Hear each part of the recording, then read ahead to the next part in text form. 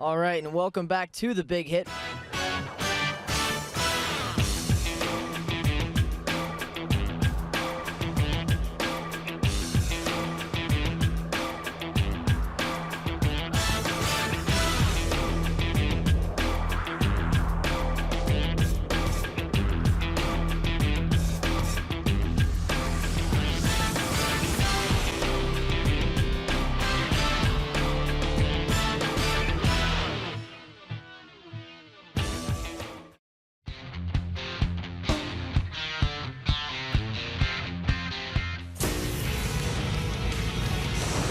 At the buzzer, hooks it in! Oh gosh, what a move! As the Spider-Man, Darrell Webb punts up the water spout. It's into OT. At number 8, Market 8 dude, Indiana University of Pennsylvania. Courtney, turn it up.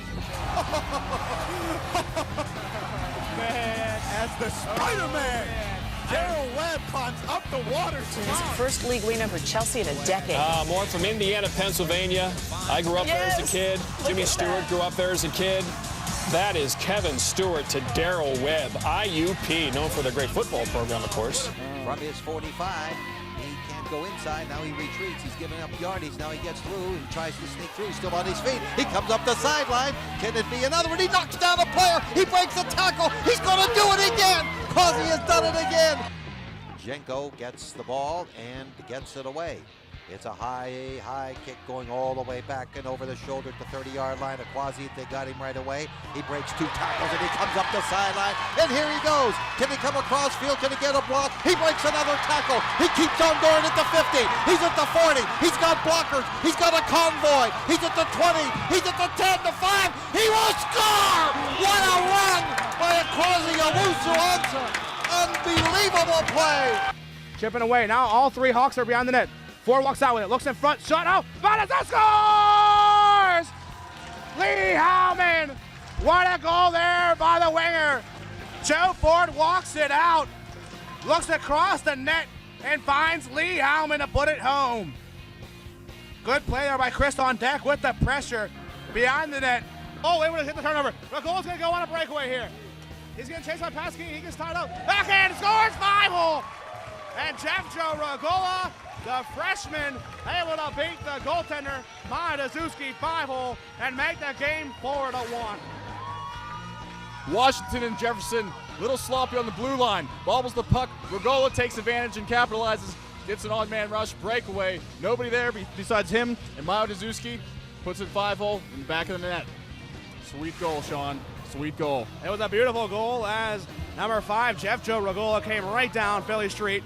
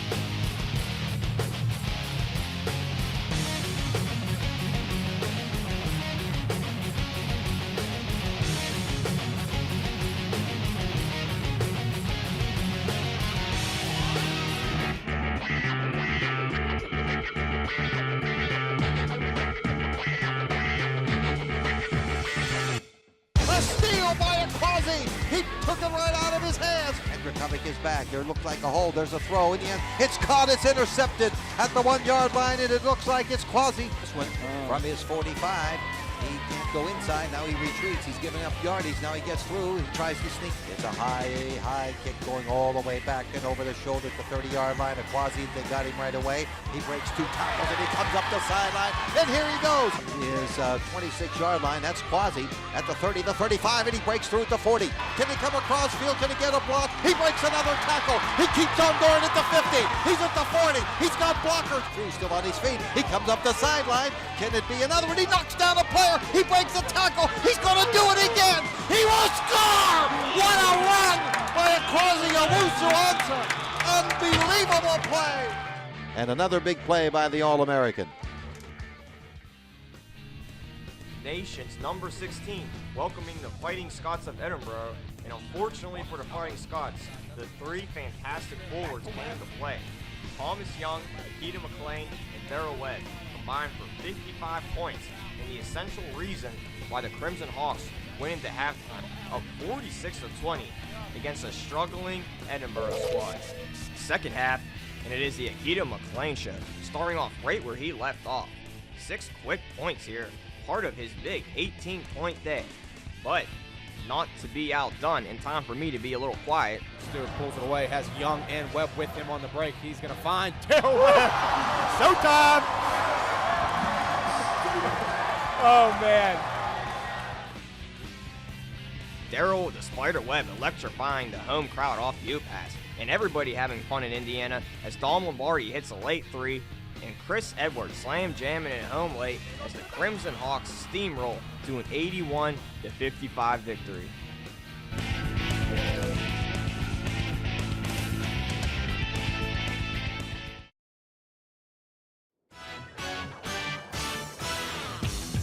First, to my far left, director of the Big Hit, Tyler Graham.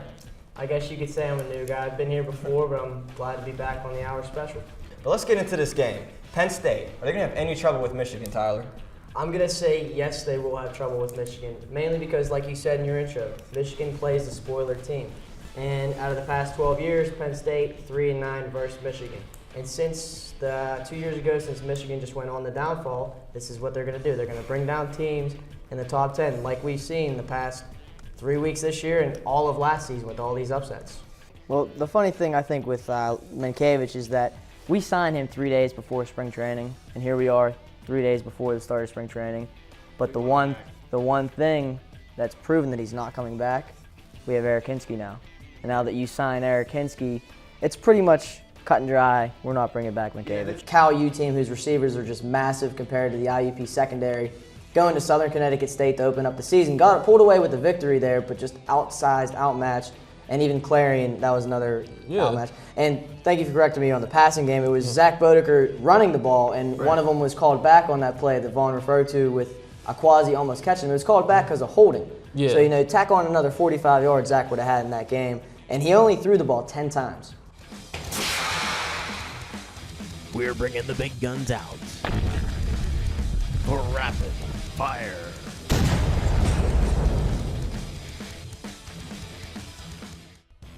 Time to break it down with Take It or Leave It.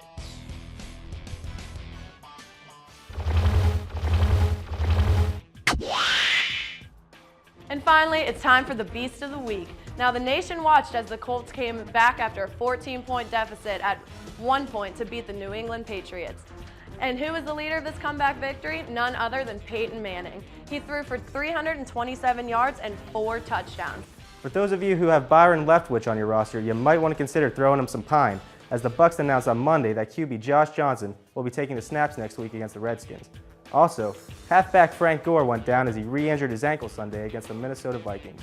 Keep an eye on the injury report before you start the Ghost of the West Coast on Sunday as the Niners take on the Rams. Week 3 stardoms. Green Bay's Aaron Rodgers will have a big game against St. Louis's suspect defense. I also like Baltimore's intense defense against Cleveland's struggling offense.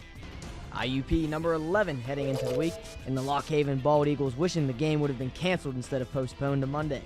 Keita McLean leading the team with 19 points ahead of Thomas Young's 16 with the help of 8 other players on the IUP Crimson Hawks, including the Spider-Man Darrell Webb and Ashton Smith. IUP up 46-15 at the half. Keita McLean would pick up where he left off in the first half with an easy lay-in here, and he wanted another top 10 play for the team. Thomas Young Akita McLean, welcome to the promised land. That just happened. The refs would call off the basket due to an off-the-ball foul, but IUP would still run away with an 86-51 victory.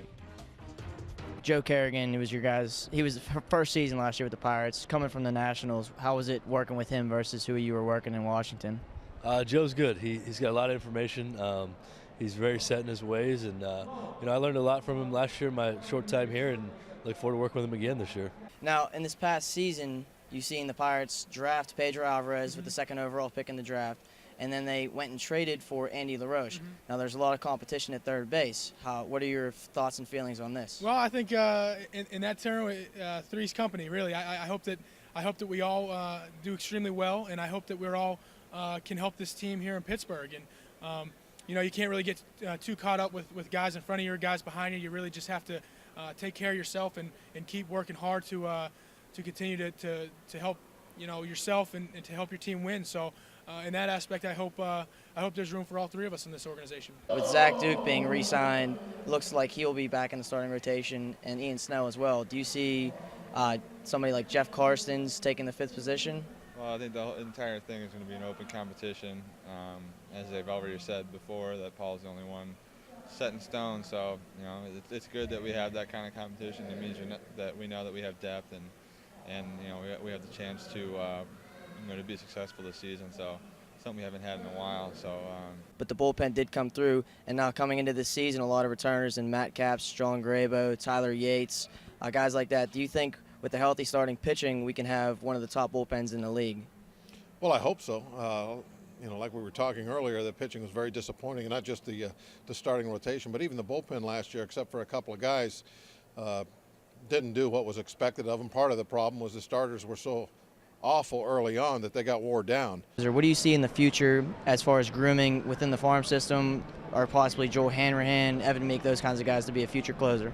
Yeah, with Evan Meek and Joel Hanrahan, we have two guys that we feel are capable of being closers somewhere down the road. We didn't want to rush them into that role or force them into the role. You look around baseball, closers come from odd places. Most of the time they're failed starters. Very rarely are they closers in college that come through and close in the big leagues. Typically you know when a number one starter, or number two starter, top of the rotation guy, middle of the lineup guy, you see them, and you see them at young ages.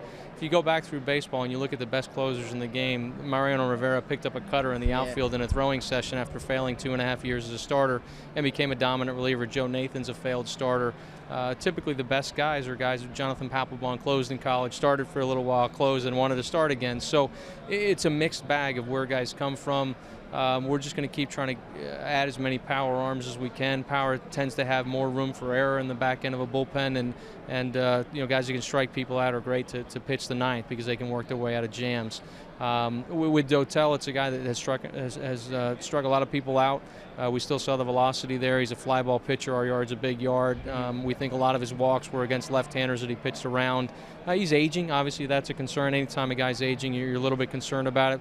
We have the same contractual control over Dotel that we had over Capps. 1 year with essentially an option for next year. In Matt's case, we could have non-tendered him next year if we hadn't done it this year. So in terms of getting rid of a young player to bring in an old player, we only had the same control. We only had this year and next with Matt, so that's really a moot point. In the 2010 draft, I'm going to give you one player's name. Just give us your thoughts, whether what you guys are looking at.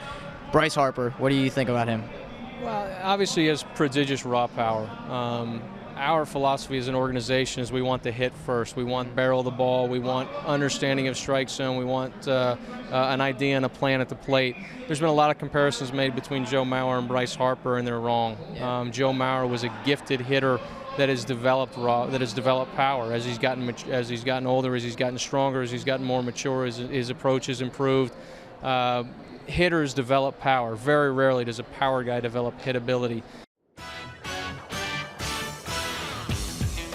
You know what, those guys do great things, and I'm really proud to be able to work with those guys, and we're just going to keep trying to get better. All right, and Mike Wallace, Lon Sweet, how they looking? Looking good. Hopefully, they can come out and compete for the third position and replace a great receiver in Nate Washington, and it's only going to help our offense get better for, we can solidify that position. And I think both of those guys are competing hard, and hopefully their development for preseason, we can get things going.